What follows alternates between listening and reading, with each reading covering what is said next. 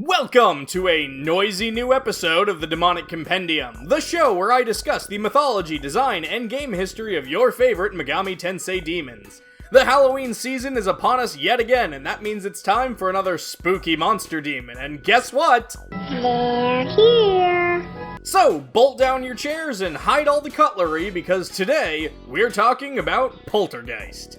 Poltergeists are a common name in the world of ghosts and spirits that many of you are probably familiar with. The word is German in origin, combining the words poltern, which means to knock, and geist, which means spirit. So the translation of poltergeist is typically seen to be knocking spirit, or something along the lines of noisy ghost. They are most often associated with very specific behavior, such as making loud noises or causing nearby objects to physically move. Ghost stories of chairs being knocked over or dinnerware flying across the room are typically seen to be the work of a poltergeist. The cause of this behavior is generally from the poltergeist haunting a specific person or location, and a restlessness that causes them to lash out mischievously. In pop culture, Poltergeist is probably best known from the 1980 series of films, with the most iconic being the original Poltergeist in 1982. With famed writer, director, producer Steven Spielberg behind the film, it became an instant success, though it was actually directed by Tobe Hooper, who was previously known for other horror classics, such as the Texas Chainsaw Massacre. The film depicts several common attributes associated with poltergeist, such as exploding milk and haunted televisions. But where do poltergeists actually come from? What's the specific origin of these prankster spirits? Well, it turns out the idea actually goes all the way back to the 1st century.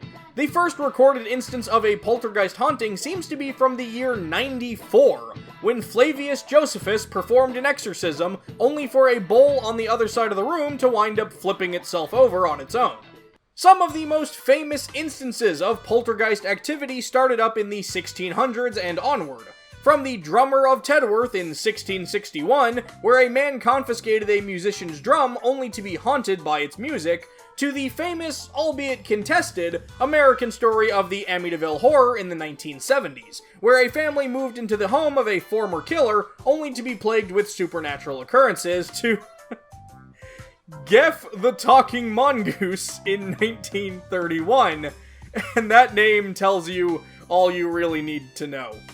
But what about the name Poltergeist? We discussed the origins of the word itself, but how did it work its way into the English language? How did this particular phrase become synonymous with a very specific type of supernatural occurrence? Well, for that, we have to thank Katherine Crow, an English author from the 19th century who penned several texts detailing her beliefs in the supernatural, and is essentially in charge of bringing ghosts and the idea of psychokinesis, the power typically associated with poltergeists, into discussion within the scientific community. It was her 1848 work, The Night Side of Nature, that is credited with first introducing the word poltergeist as we use it today into the English language. Katherine Crow was a very fascinating woman, and I highly recommend looking into her exploits yourself if you're someone who is at all interested in the supernatural, as many of her assertions are still relevant to this day. Poltergeist's Compendium entry from Devil Summoner, Raido Kuzunoha vs. the Soulless Army, refers to them as a trickster ghost famous for haunting houses. It wreaks havoc by making loud noises and moving objects around through the air. Design-wise, there's not really a lot to say about Poltergeist. Since its first established design in Shin Megami Tensei 2, it's basically always just been this little baby ghost or a ghost baby, or something in between the ghost baby spectrum. Kaneko has specifically said this design was meant to be both cute and also fairly nondescript.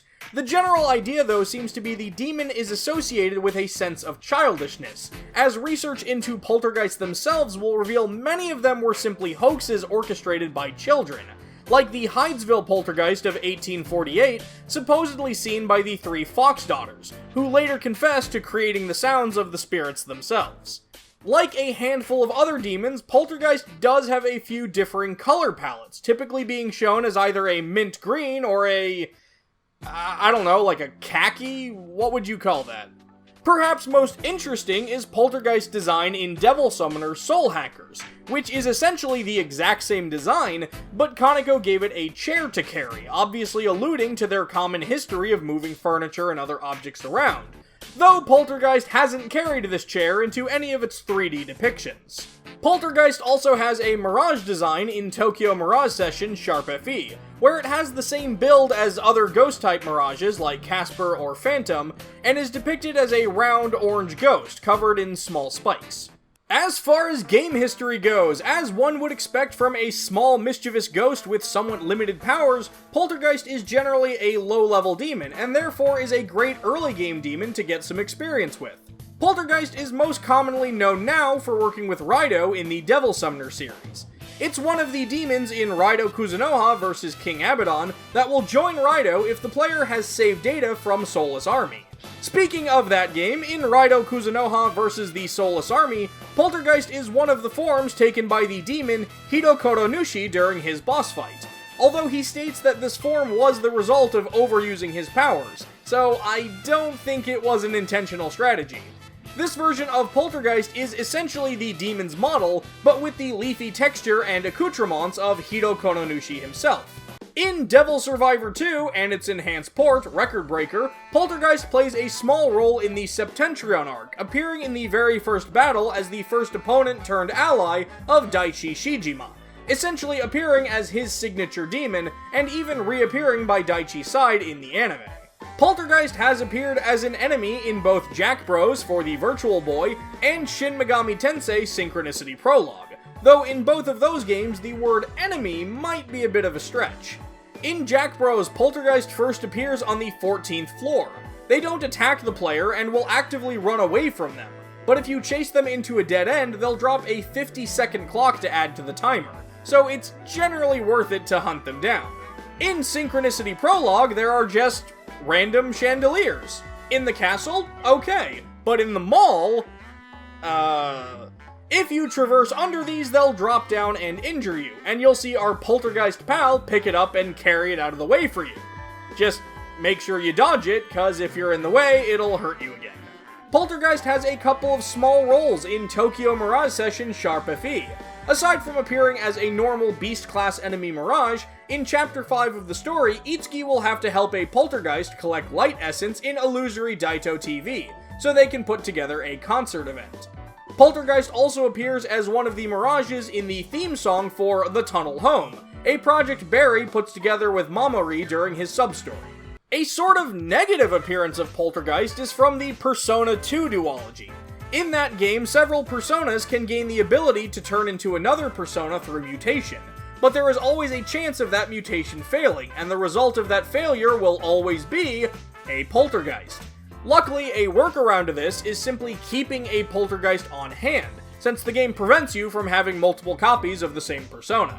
One final note I want to make here is that in the Shin Megami Tensei 4 games, raising a Poltergeist will eventually result in it transforming into a Quicksilver, a specific type of Poltergeist that are exclusively women, and do more or less the same things, but are also known for writing the letter Q on things with lipstick or whatever else they can get their hands on. The Megami Tensei Quicksilver appears as a woman covered in lightning bolts and sport jewelry with the trademark Q design, with the lightning bolt playing the part of the letter S for silver. It's also worth noting that Quicksilver is another name for the liquid metal Mercury. Quicksilvers generally aren't as popular or renowned as traditional Poltergeists, but were highlighted in a 1994 episode of the hit kids horror show Are You Afraid of the Dark, with the Season 3 episode, The Tale of the Quicksilver. And so there you have it, Poltergeist, the puny, pesky phantom that propels possessions and produces panic. Did I leave out something you thought was important? Was I just plain wrong about something? Let me know in the comments below, and don't forget to let me know who you'd like to see me talk about in future episodes. That's going to do it for this episode of the Demonic Compendium, and I'll see you next time. But be careful while you rest that a demon doesn't take over your body.